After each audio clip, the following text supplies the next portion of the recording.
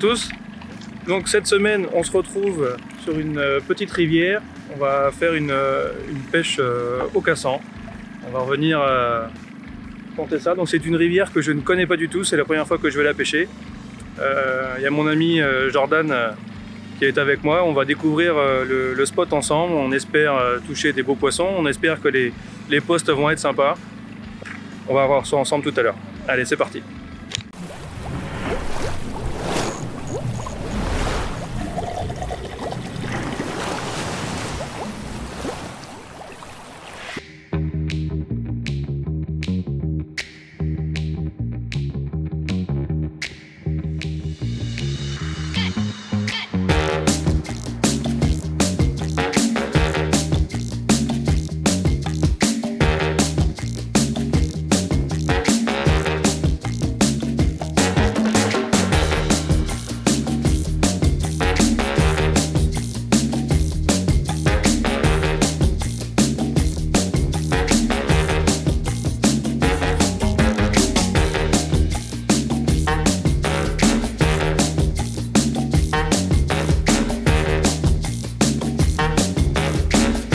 Donc on vient de trouver le poste sur lequel on allait s'installer. Il n'y a pas beaucoup de place, donc on est vraiment sur une toute petite île et on va être serré ce soir. Concernant les postes, on a sondé la zone, il y a très peu d'eau, il y a une moyenne à peu près à 1 mètre, 1 mètre 50. Il y a une petite fosse où est-ce que ça va à 6 mètres, mais elle est tellement petite qu'il va y avoir qu'une seule canne à pêcher dedans. Et là sur ma droite, il y a un poste qui est intéressant par contre, où est-ce qu'il y a 3 mètres 50 d'eau et on se retrouve avec un arbre immergé. Et c'est le spot à retenir sur le secteur. C'est le seul tas de bois immergé, donc c'est la seule planque réelle pour les poissons. Après les autres zones, ce sont que des zones de passage. Donc on va mettre au moins 1 canne à 2 cannes non loin de cet arbre-là. Et les autres, on va faire des pêches en extrême bordure pour voir si les poissons vont pas être en chasse vraiment le soir à venir manger les blancs sur les faibles profondeurs. Pour le relais, le prolongateur, toujours même système, même fonctionnement. Je viens dérouler un bon mètre, je fais le tour de la branche avec, je reviens me piquer dedans. Et après, je peux venir avancer un stop float pour être sûr que ça ne glisse pas et que le montage ne se défasse pas pendant la pêche. J'ai viens enlever les vestiges des dernières sessions, donc les cassants qui ont déjà cassé sur les gifs précédents. Donc là, on va caler ça à peu près à 4-5 mètres du bord pour être vraiment à l'aplomb de ce tas de bois émergé, pour vraiment inciter les poissons à sortir de leur cache, prendre le vif. Et dès la touche, dès l'impact du silure sur le vif, il va falloir saisir de la canne très rapidement pour éviter que le poisson rentre dedans. J'utilise des têtes de ligne systématiquement pour plusieurs raisons. La tête de ligne, c'est pour moi non négligeable. La tresse s'effiloche assez facilement. En mettant une tête de ligne, je suis sûr que mon poisson peut frotter sur des branches. Je vais avoir plus de résistance à la traction grâce à ça, du fait que la section soit supérieure. Ma tête de ligne, elle est en 1 mm, alors que mon corps de ligne se retrouve en 55 centièmes. Donc, à retenir la section et surtout la force que je veux avoir. Sur les HR20, je mets 400 mètres de tresse en 55 centièmes et je mets 50 mètres de tête de ligne. Alors pourquoi 50 mètres et pas 10 mètres? Tout simplement parce que je veux que le combat se fasse directement sur la tête de ligne et non pas sur la tresse. Comme ça, j'ai 100% de ma capacité et 100% de la force pour pouvoir sortir le poisson du tas de bois si nécessaire. Dès que j'ai le départ, je prends la canne, je monte dans le zodiaque, je vais vers le poisson le plus vite possible. Et une fois que je suis sur la tête de ligne, je peux faire mon combat en toute tranquillité, sans risque de casse.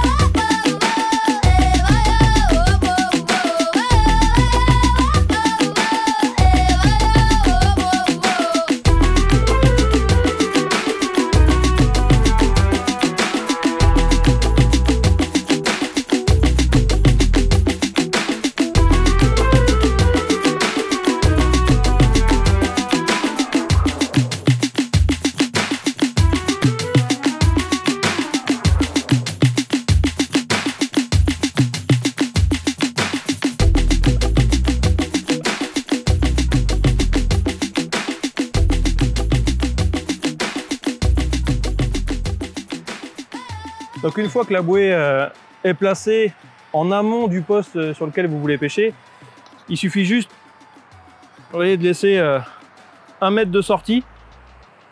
Et après, je viens accrocher mon relais directement sur l'anneau de la bouée.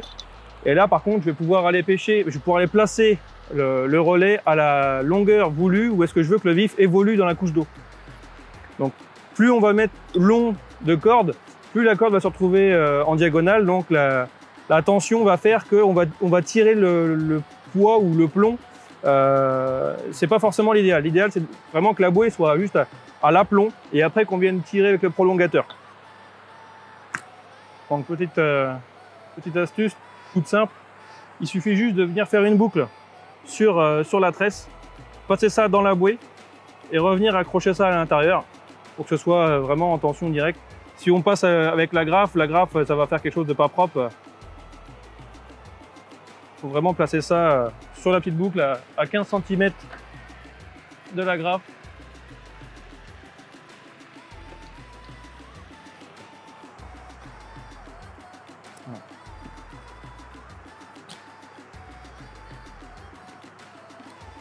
Donc là, par exemple, si je viens caler mon agrafe, on va pas avoir un truc propre. Il est préférable de faire la petite boucle à 10-15 cm de l'agrafe et de venir se prendre dedans. Voilà. Et là, ça bouge pas, il n'y a pas de souci. Et il suffit juste de défaire la boucle après, si besoin.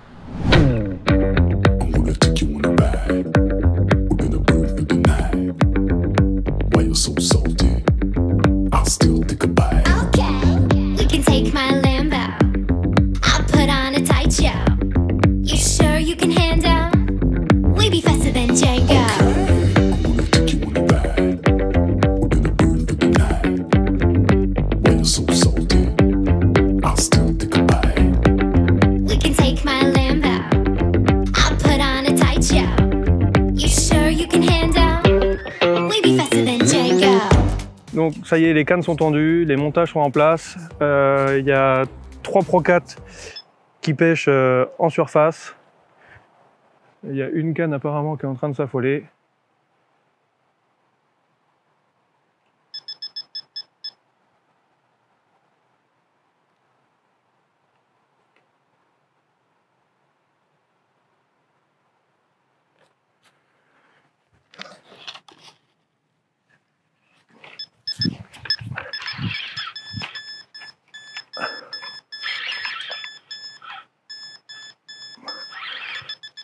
Allez, c'est bon, c'est pendu.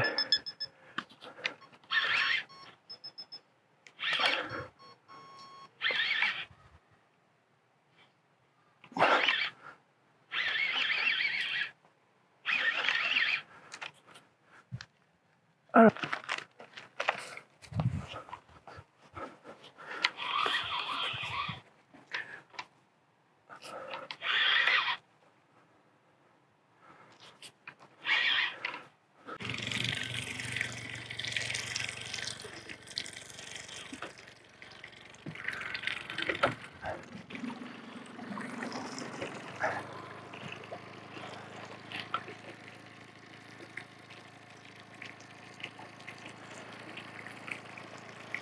Donc un poisson pris sur le montage au cassant plombé. Donc près du tas de bois émergé où il y a 4 mètres d'eau. Le vif est évolué à 2 mètres, on va dire, du tas de bois. Et apparemment, c'était le bon secteur.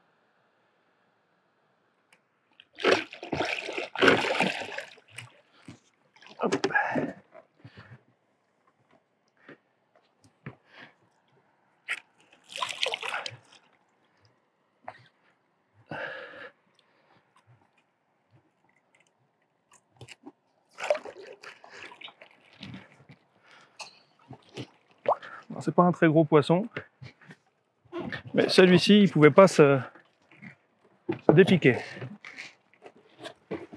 Hop, et voilà. Donc, comme je vous disais, Jordan est parti tendre sa canne qui va aller sur la bouée qu'on a installée tout à l'heure. J'ai été interrompu par un beau petit poisson avec des belles couleurs, bien gris. Et on a hâte que les autres cannes partent aussi. Le coup du soir n'est pas terminé. Je pense qu'il y a encore moyen de faire d'autres départs. La pêche au cassan réserve beaucoup de surprises.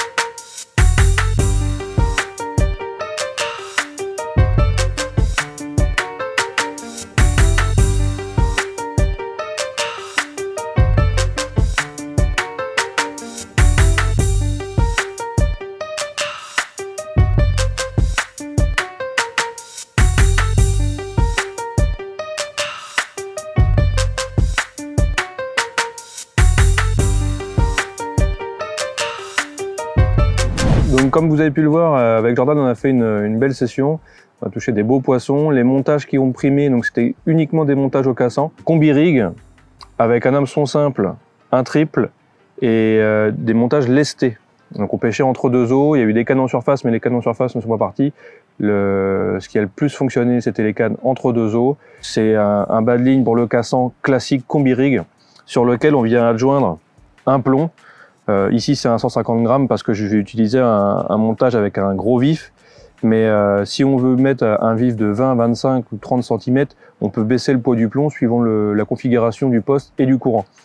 Sur une zone où une rivière calme comme ici, où il y a très peu de courant, pour un vif de 45-50 cm, 150 grammes avec un flotteur de 200 grammes est amplement suffisant. Sur une canne que j'ai sur le côté, là, où est-ce que j'ai une tanche qui fait 25 cm, le plomb fait juste 30 grammes et c'est suffisant pour éviter que le vif remonte. Donc le plomb, je préfère le mettre directement sur le bas de ligne plutôt que de le mettre sur la tête de ligne. Alors, pour une simple raison, si mon plomb se retrouve à 1 mètre du vif, le vif a la possibilité d'évoluer dans la couche d'eau, 1 mètre en dessous, 1 mètre au-dessus du plomb. Si je viens mettre mon plomb directement à 20 cm ou 15 cm de mon vif, le vif ne pourra évoluer que sur une zone très précise. Donc je pourrais vraiment pêcher de manière précise et efficace. Si je veux que mon vif évolue sur une couche d'eau de 2,50 m, si je mets mon plomb à 1 mètre du vif, au final il va évoluer sur 2,50 m et c'est pas ce que je veux. Donc pour les plombs, j'utilise du hook tube et pas du rig tube, du fait que sa section soit beaucoup plus importante et va mieux tenir sur le bas de ligne. Donc je passe une fois dedans, je repasse une deuxième fois à l'intérieur.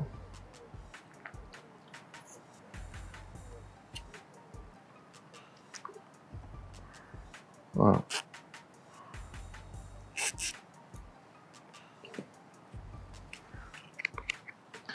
Donc je viens glisser mon plomb sur le bas de ligne et je remets un petit bout de rig tube. Alors, prendre 5 mm suffit hein, pour ce genre de montage, pas besoin de mettre beaucoup.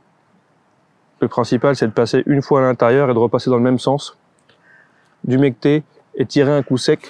Et en faisant comme ça, le monofilament n'est pas échauffé et n'est pas marqué. Donc, après, il y a plusieurs façons d'armer son vif. Alors, on peut pêcher avec 2 triples aussi sur un montage comme ça, où est-ce qu'on va mettre un triple en tête, un triple en queue, et le vif va évoluer de manière assez linéaire. Ou alors on peut venir mettre un simple et un triple. Le simple, je préfère venir le mettre dans le nez directement. Je viens le mettre comme ceci et pas comme ça dans le nez du vif. L'hameçon, lui, va toujours vouloir redescendre et le vif va lutter pour revenir à sa position initiale, on va dire. En le mettant ainsi, donc je pique la pointe directement entre les deux narines à ressortir à l'intérieur de la bouche. Et je viens mettre un petit bout de chambre à air et au final, le vif ne va pas lutter, va être très mobile.